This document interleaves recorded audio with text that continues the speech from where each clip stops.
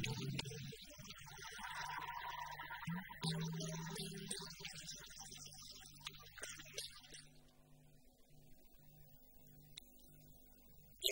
and coordinators, I'm very glad to be here with you. I'm Professor Majumdar. I have been the professor in Indian literature at the Center for Advanced Study in Comparative Literature, Jadavpur University, Calcutta. In fact, today I'm here to talk to you about comparative literature, with special reference to comparative literature as it can be made as it has been in the Indian subcontinent. Now, often we think, and we also say at times in unguarded moments, that comparative literature is rather relatively recent discipline. It is not the full truth. In fact, to be very frank, it is much older than English as a separate discipline. In fact, it was in 1820s that Plato first said that the days of national literature are over and the days of world literature have begun. From that day on, we have reached a long, long distance. And in fact, it was virtually the beginning of literature in a comparative way. What Plato was speaking for was that we must study our own literature in conjunction with other literatures of different countries. So our literature is not the only literature or the only window to literature, but that our literature must be read in comparison with other literatures as well. And that is where comparative literature really started.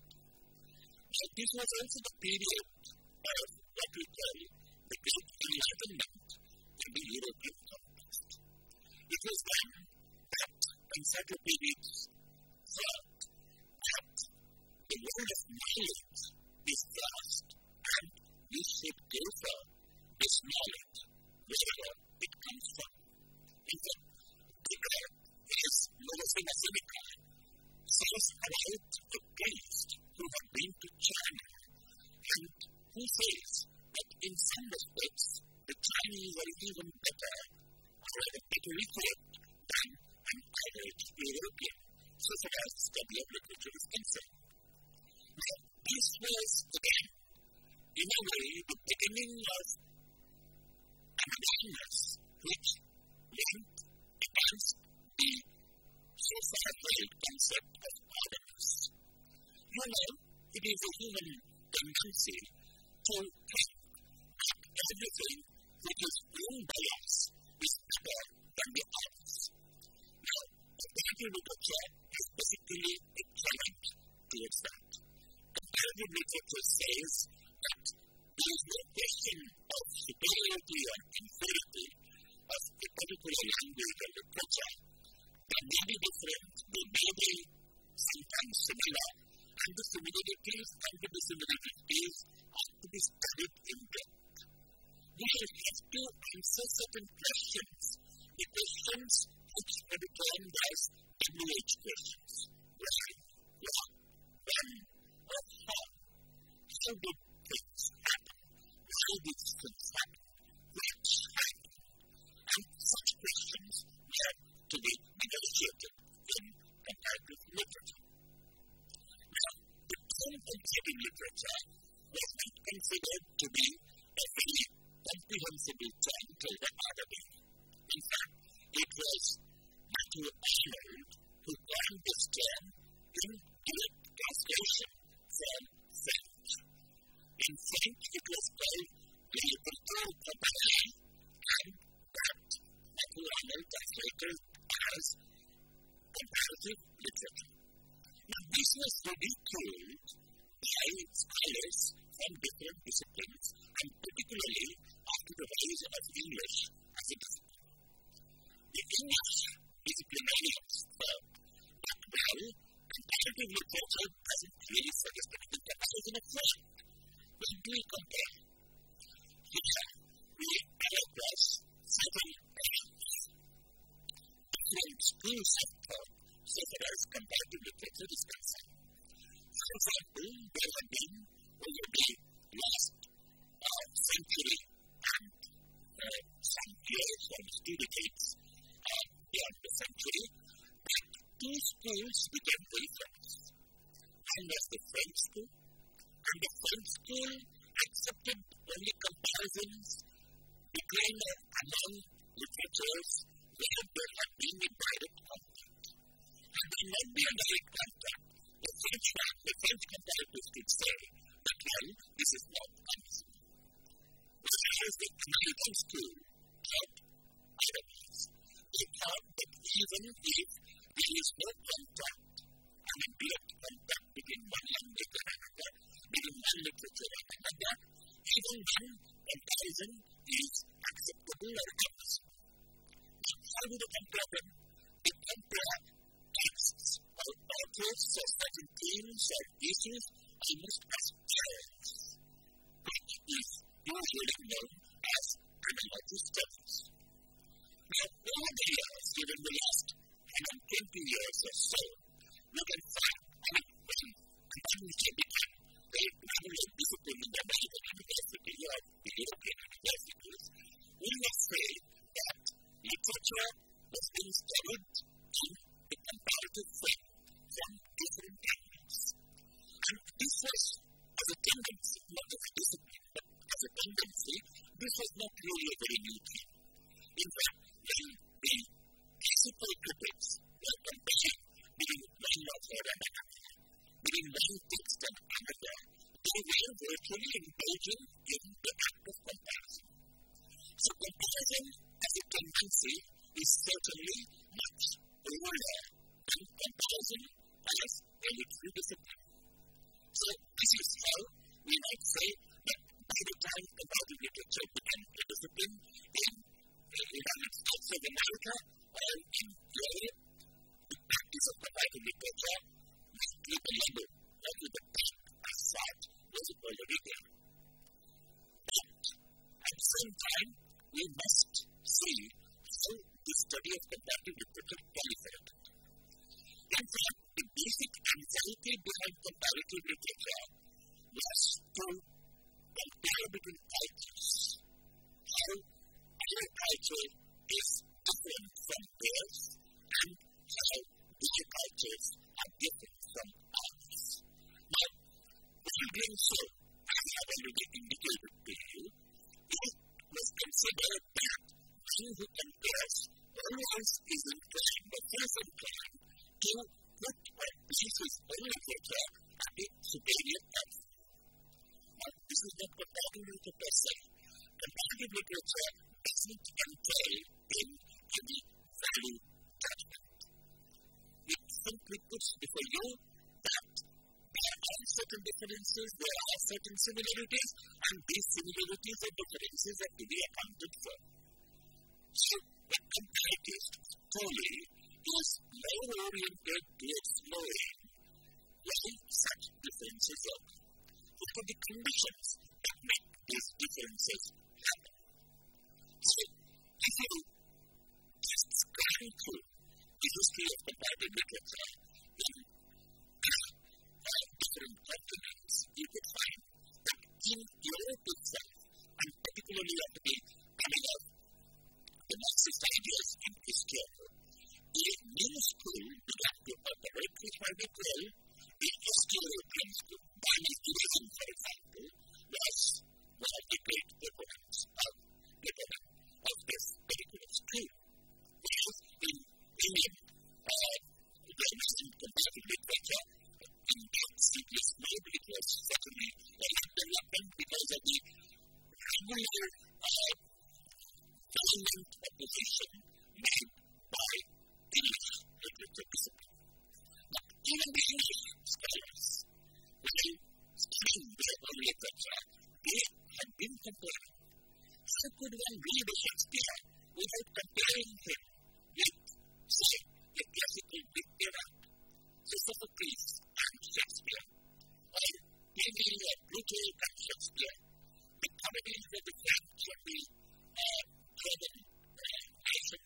they often work in comparison with Shakespeare's. So, this is something very interesting to note, that people, scholars particularly, have been in comparative literature even though they were not ready to accept it as comparative literature per se. So, this was the situation. And by the time we found the historical school level, Marxist literary theory had held this way. And when Marxist literary theory became important, they virtually tried to locate the socio-economic background to every literature. So they were trying to understand literature as a product of a particular socio-economic context. And if we think of schools, we might also add that the Indian comparative literature as a discipline which started in 1956 at Jaipur University was virtually the fourth school of comparative literature. Now, what happened is this, that comparative literature was introduced to India by this university with Buddha Bose as the chair of the discipline. And Buddha particularly was trying to locate certain European masters in relation to Bengali literature. And as you all know, that comparative literature is very closely connected with the activity of translation. How does a text, how does an author travel from one country to another? Have there been translations? This would have been those book stories. For example, if you think of the travel of narratives, then you might find that right from the Golden Sun to Pakistan in the Asia, and then the stories of Alibaba Walala, it virtually travels to the backyards, the Nepal of Nepal. So you might find that even though apparent critics think that there have been no causal relation between one literature and another, with a little patient reading, one could find that there had been a kind of continuity. But the continuity also was deceptive in many ways. Deceptive in the sense that apparently the continuity is debilitated. But at the same time, one could not finally say that there had been no continuity either. So you see the presence as much as the absence of certain veritable facts given that can be took so far as such literary transactions are concerned. It is quite possible that we don't know as of now what were the basic links. Once we have interpreted one, we can understand what have been the basic links, we can certainly say what were the meeting points of such literatures. Now, in India particularly, when the pandemic began at the Jaipur University, it was oriented mostly towards our classical literature, that is literature in Sanskrit particularly, and Western European literature. Unfortunately, at that point of time, Indian literature was not of great reckoning in the Jaipur department. It was only in the early 70s that the Jaipur department gradually moved towards Indian literature. And we are extremely thankful to our friends in the department who came from different parts of the country, like Dr. Namo Singh, you are the Murthy, C.D. Narasimha, then Vallabhbhai Patel, and so on, that gradually a connection was established with other Indian states and languages and literatures. So this is how the two were coming together.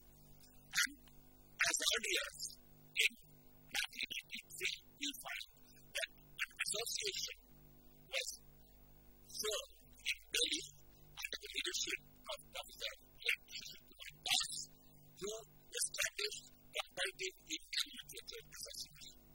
Within a year's time, Indian National Comparative Literature Association was set up at Calcutta.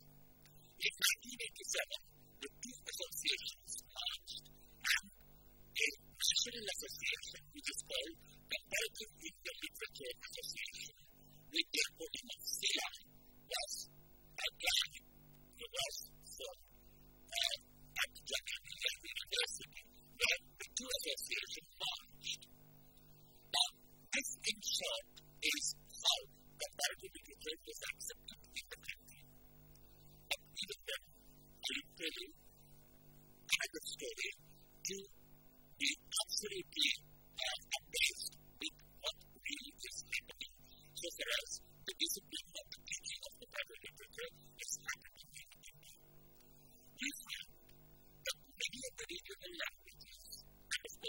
English language curricula are incorporating narrative texts in their curriculum, in their syllabus.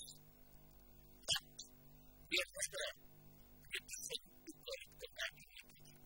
So it seems, however, Casper is a different condition that people with different disciplines want to do comparative literature, but don't want to use the nomenclature comparative literature.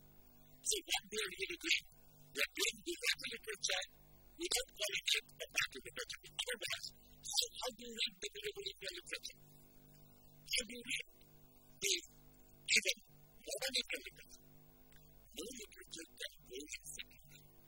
Every literature has one or the other connection with Indian literature. Continuity is a great factor. One can speak of what's happening this day, and that is exactly what happened in India.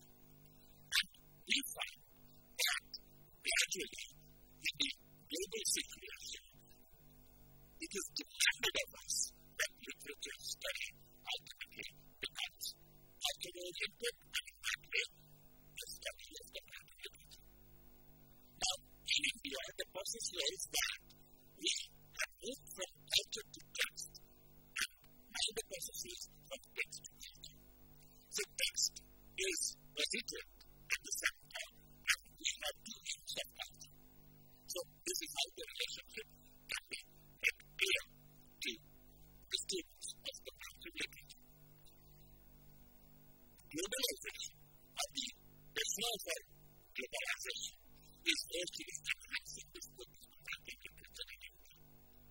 If you think of India as a nation, you might find that this is a multi-ethnic, pluri-religious, hetero-linguistic country where the languages are born of different families. There are Hungarian, Indo-Aryan language family, the Canadian language family, the Proto-Australoid or the Mongoloid family, and of course the Negroid family families. So we might say there have been a kind of confidence in the Indian linguistic. So the languages were different, the texts were different languages, but the sensibility was not very different. One of the reasons why this was not different is this, that the source of Indian literature were the epics, the Vedas, the Upanishads, the Gita, and so on. So if you just scan the map of India from Assam to the Punjab, from Kashmir to Kerala, you might find every literature contains certain gaps, certain repositories which can be traced back to these texts. And in the Vedas, the epics from the Mahabharata, then the Gita, the Upanishads, and so on, even the Puranas are there. So maybe one of the story to be different, so far as the rendering and preparation is concerned. But we can certainly say that the silk of the thought is different, the text was not different. So we find that there is enough room of doing comparative literature here in India. And that is exactly being fostered by several departments now spread over the country. What is somewhat interesting at this point is to note a kind of difference so far as the development of our literary exposure or thought is concerned. I will go to the Bible to give you some idea of how things are happening or have happened in the past or in India.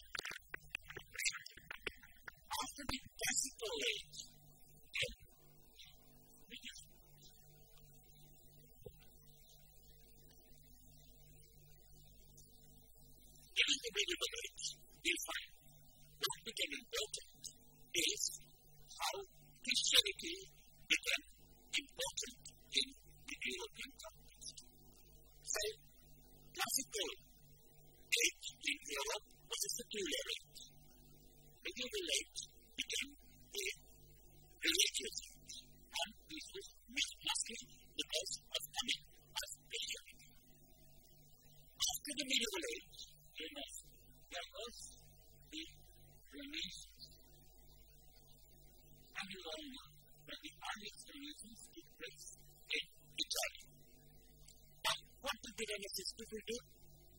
They try to revive what was dependent in the classical age. So, all the ideas, values, and the things were being invited to rise. And what we mean by humanism generally is not exactly what the humanists themselves meant by humanism. Humanism meant dissemination of knowledge online.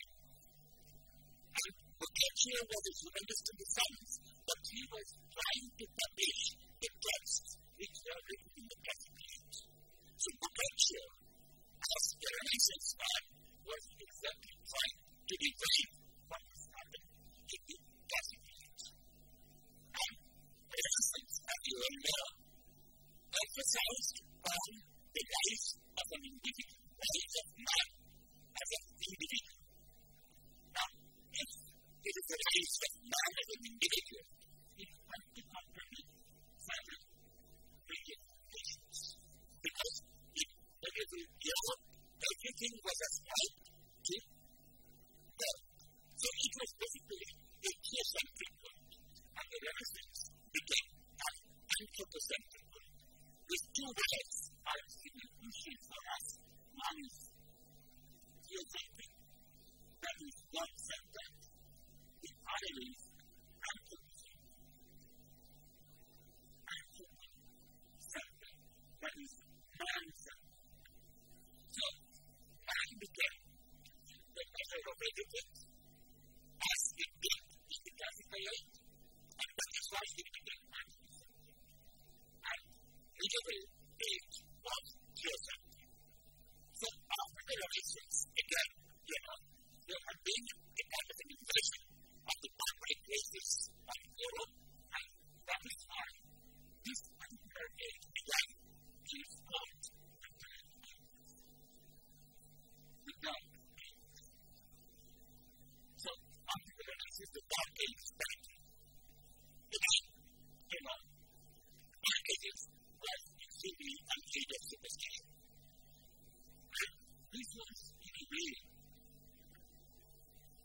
reiterating what was being said in medieval age. People thought, or they were taught, that everything depends on the will of God. Even beyond the Renaissance, and even beyond the Renaissance, they were trying to say that everything is dependent on the will of God. And this will of God, it is changed. So if someone touches the parchment, is it by the Vatican, that is the Christian seat of power, in one to be redeemed. And it was against such faith and belief. And Dark Ages was certainly an age of faith and belief. A revolt. And this revolt was the revolt of the Enlightenment, as we know the 18th century to be in Europe. So, you see, Enlightenment was simultaneously an age of reason. And by reason, they were trying to develop what was said in the Renaissance, and they were opposing the concepts or the precepts of the Dark Ages. So, Enlightenment began the new reason, and reason was the new religion for them. Do not say that reason became the new religion in Enlightenment period Europe, that is in 18th century. Now, this period was called in different things. And, for example, in England, it was called the Age of Reason. In Germany, it was called Vegetarian. And in France, it was called Enlightenment. And we must also have noticed that Renaissance did take place simultaneously in all European countries. In fact, it was taking place almost as a matter of continuity. And that is why we find right from 10th century down to 16th century, Renaissance took place in different parts of Europe. For example, what was the Renaissance period in English literature? It was the age of Shakespeare. So, 16th, 17th century. In the 16th, early 17th century was the Renaissance period in England.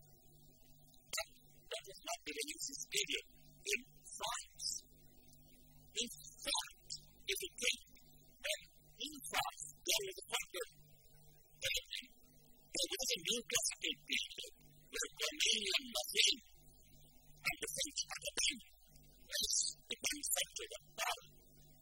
And because of this particular period of enlightenment, where everything beyond reason would be sacrificed, we find that it took a long time for romanticism to cross the channel from England to France.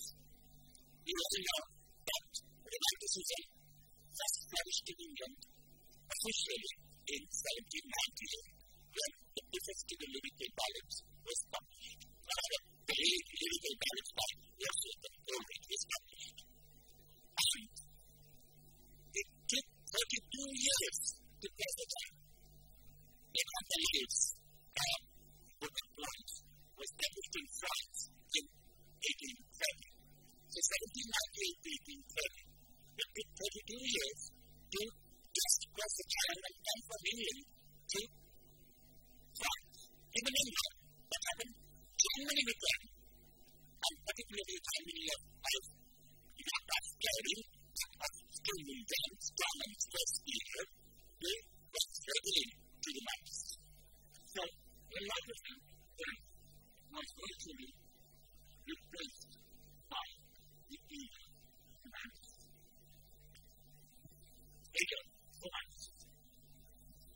So what happens? Romanticism similarly virtually declared the values of enlightenment. And we find here and again the question of imagination became more important.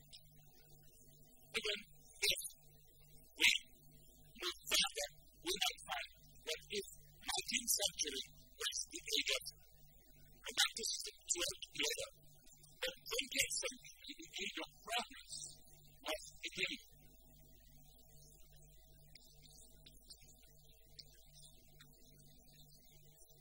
Once again, the reflection of Jesus.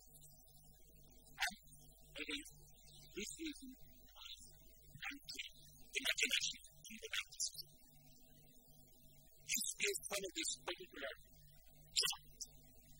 You might find that if this is reason,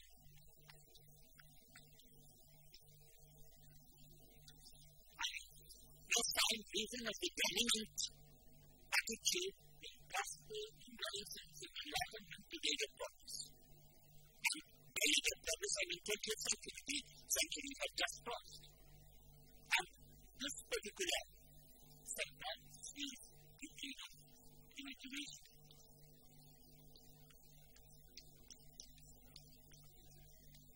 Some have also called it as that of faith, but I think faith is not really the right word here, because even if it is faith in many of our time, it means that the romantic age is not the age of faith then. So it was the age of imagination. So you can find that there was almost a dialectic relationship between reason and imagination in European literature. And this is how the European mind virtually tangles between these two basic attitudes of reason and imagination. Now, what happened in India was quite different. It was quite different on all kinds of levels. What happens here is not really a dialectic opposition between reason and imagination, but I would say there have been a kind of simultaneous development of certain strands. If we adapt here to understanding the literature better, a new system, we might say that our literature can be cast on different strands. What are the strands? For example, the page builders were created out of oral literature. So, we never knew. We never knew what was the original form. It kept on being translated from one to another through the ages until it could much better. So, readers, that is why, are very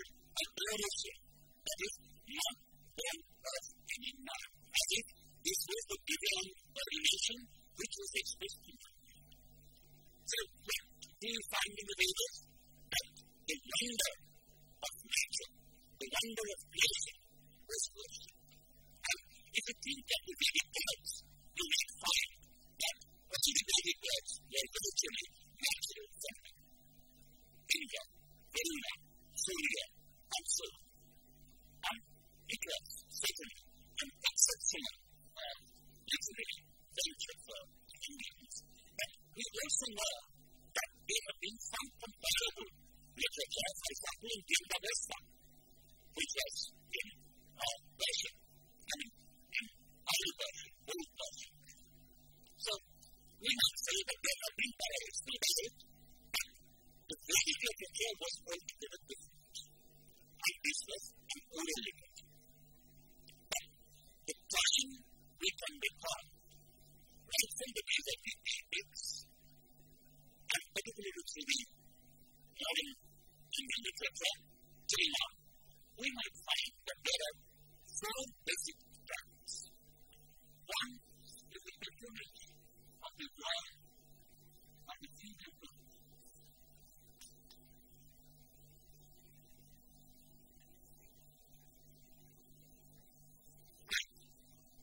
So, the recomposition was also oral at this point of time. These were patronized by one of the lords, and the poets were asked to be members of the court, and they would compose these for the consumption of the king and the courtiers. The second, of course, was the patronage of the court, of the feudal lords, of the common people, common masses, and where we assembled at the temple. By temple, I mean not particularly the temple of the definite religious sect. I mean whatever the religious organization of any religion could be. It could be a church, it could be a dargah, it could be a madrasa or a maktaba or a temple, or even a courtyard, which is whatever which belongs to the temple. So, if this was the literature of the courtyard, as you can see, here we can say the spinsters is a common thing. For example, Tulsi wrote his poetry, Manas. It was the common people who were his audience. When Brahman wrote Ravana in Tamil, it was the poets which sponsored. So we can say that the Ravana was the preserve of the poet, and the Ravana was the preserve of the common people. This is something very important. But here you can find that there will be no dialectic relationship between one and the other. And this may be called the literature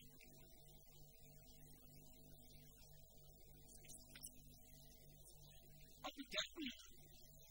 Literature of the temple. The literature was born in or around the temple. In this period, that is in these two periods, we say basically the composition was being made orally and then transferred from oral to manuscript text.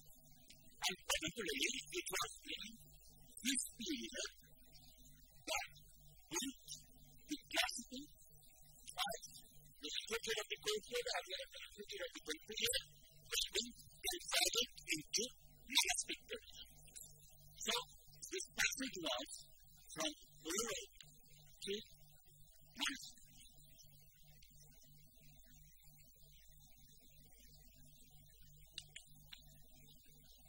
The oral to manuscript. And it's true that it didn't stop at it. Certainly, the manuscript tradition or oral tradition didn't stop with the sponsorship of the temple. It is evident today. Even today, at different corners of the country, you can find that literature is being composed orally and then put to manuscripts, or rather being transferred to manuscripts. The trend was, of course, and this is the with the ending of the passage, that literature was becoming the preserve of certain entrepreneurship. And this was literature in print.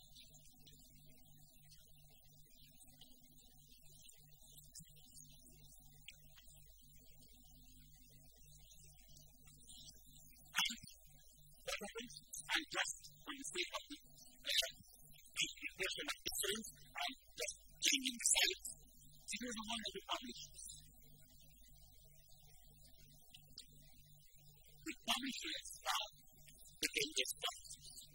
They were spaces of literature that was put to print. And in the Indian context, printing started earliest in India around 1800. And the East Indian language Kashmiri, the base of print was in 1910. So you might say from 1800 to 1910, this process matured. And this process matured to a kind of literature that we must read as books. As books. The manuscript tradition of this of different types.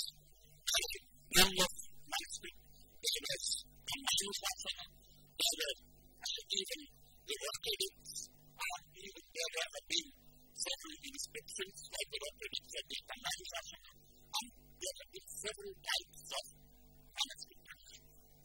Here, all was set aside and the book emerged.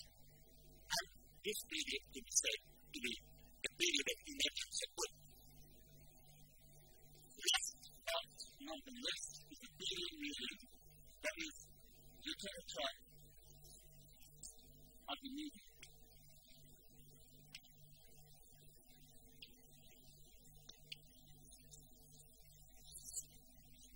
So what happens here? We find literature of the media is being produced by the software. And we might say that here, a new e-literature is being produced. E-literature of electronic literature is being produced. If you look at the different texts which are being produced on the TV in different channels, you might find that many of them do not have a manuscript deficit. There's a big created for the media, and these are becoming e-literature or electronic literature, and then these are converted to texts, written texts, of course, and they may also be software texts. So it's a now the most important thing for this kind of literary traditions in India is this, that all these four types which they will survive today. It may not be a royal book or a feudal work, but they are big business houses, entrepreneurs, so to say, who sponsor on author, who sponsor a musician to compose. So, the nature of sponsorship may have changed, but it is sponsorship nevertheless. So, there is a kind of a poet literature, and of course, the poetry literature was an elite literature. There was a popular literature, there was a literature in print, and there is now a literature in the electronic media. And all these in some form or other, are present in the Indian context. So, if you think of this, then we cannot say, but we can say with regard to European literature, that as it stated at this point of time, it came to a vision at that point of time, and then when you began, it was a reaction against the previous age, and the cooperation of the markets of the same previous age, and so on. So you see, this dialectic pattern of the European literature can hardly hold true so far as Indian literary history is concerned. So as I told you that Indian literature deserves a different treatment. Indian literature deserves a different treatment because of its very unique nature of genesis. And again, I will have to tell you that this literature ultimately was not basically a language-based literature, but this was an idea-based literature. And the best example to this was the Bhakti literature. What is happening in the Bhakti? What is Bhakti? Bhakti are the movement of the Bhakti's people against the oppressors. That's the past Hindu have been oppressing the non-Hindus. The Sikhs kind of a religious rivalry, as Samandra might have said that Dante's mad giants and Buddhas in his poems? Was it really a literature which was frustrated by enmity with other religionists? Or was it a spade of love, concept of love, which touched upon the various walks of life, which touched upon the people coming from different strata of life?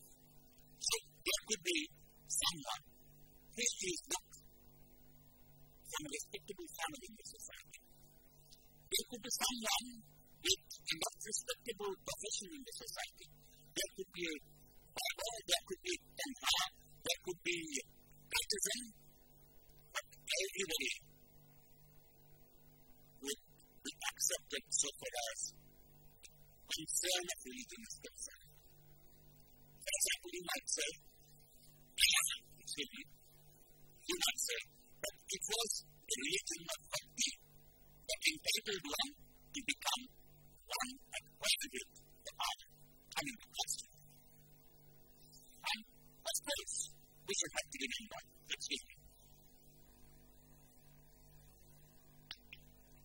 that at a point of time, the Islamic invasion brought with it also a different culture. That's the culture of the Muslims. But what is the difference between, say, the Islamic impact and the impact of the West?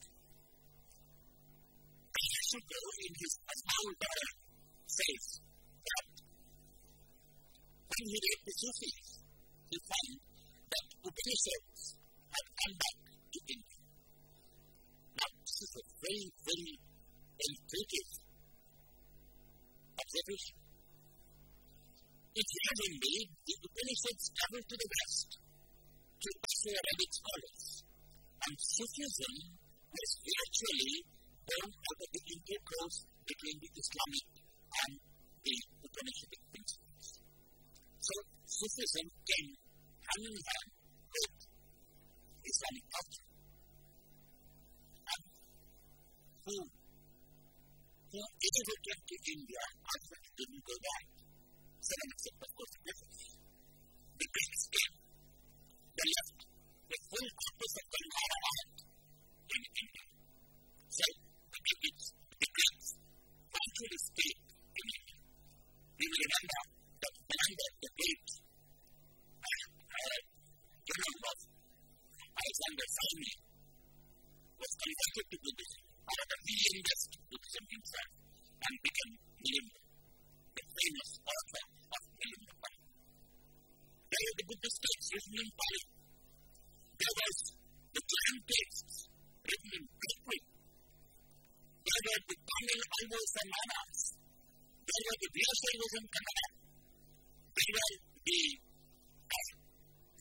Mandaris in Maharashtra.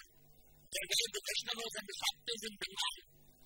Think of Ekanath Sharayan in Assam, touched by Shankaracharyya. And if it is further, you could say that even there was Mahabir, whose religion of Sikhism was virtually a bridge between different religions. And when Mahabir published collected his poems, his anthology, which is Guru Granth Sahib, I call that Guru Granth Sahib the first anthology of Indian poetry. He included poems from Gita Govindam, from the Marathi Mandaris, and so on.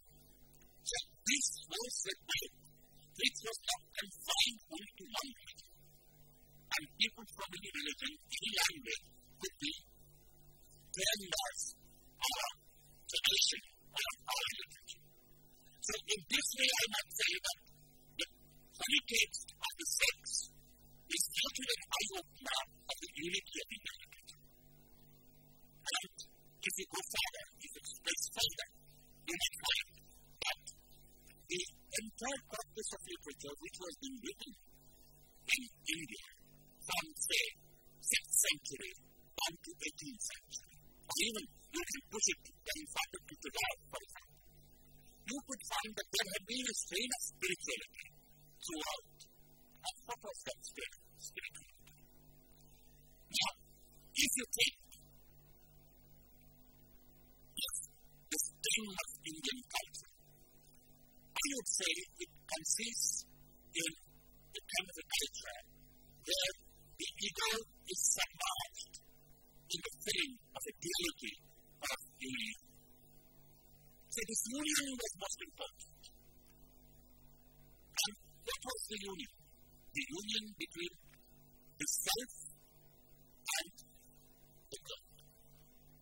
And when Shankara said, Napado, Namata, Navandhu, Navatta, Naputra, Naputri, Vritti, Mamayivam, Yadistvam, Tamika, Navati. He was virtually trying to pull together all the varying factions in one fold. Now, this was a process of synchronization. And this process of synchronization produced a very, very rich and enormously profound literature. And you can also relate that to the kind of religion which was practiced by the four Acharyas. And particularly in this part of the country, it was Pallava, the great Pallava Acharya, whose husband became very important. Now, if you think of this, then you might also be impressed with the fact that there had been a tremendous mobility even in medieval India.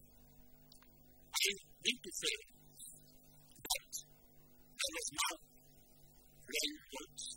There are now great roads built from them. There are, of course, the routes led by the pilgrims. So the pilgrims moved from one place to another. But the pilgrims, as you all know, stood almost like an insurmountable barrier. So what did Shankara do? Shankara established four mathas at four strategic points: the Sringeri, the Dwarka, the Nilachala, and the Kadali. So these four virtually formed a conflict triangle, which also emulate at the routes reaching from south to north and north to south. And it was ultimately, we might say, Mira, or the Chaitanya, Mira in the west of India, and Chaitanya in the east of India, virtually connected the link between Nilachala and Dwarka and Vrindavana. And who were the masters of Vrindavana? They were Rupa and Sanatana. Who were Rupa and Sanatana?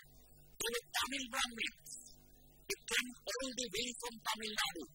They knew only Sanskrit. And they became Minister of Treasury and the Chief Minister in Hussain Shah's court in Goa. Would you believe that? Would you believe if someone from, say, Assam could become the Chief Minister in Gujarat, or someone from Gujarat could become a Chief Minister in Tamil Nadu? So, in spite of all our modernization, we are not able to effect that kind of mobility. What the medievalists did, the factors did in medieval Indian literature. So, what I'm trying to say, poetry is this. There have been also a activity in the West. There is no doubt about that.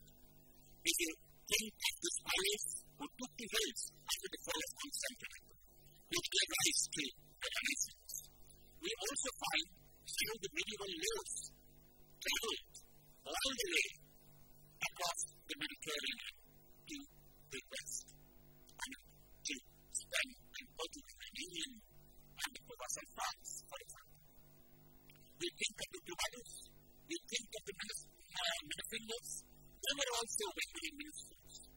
But certainly the literature was confined to the kind of Anglo-Indian volume. Here in India, the literature produced in one part completely assumed a different character when it reached another part.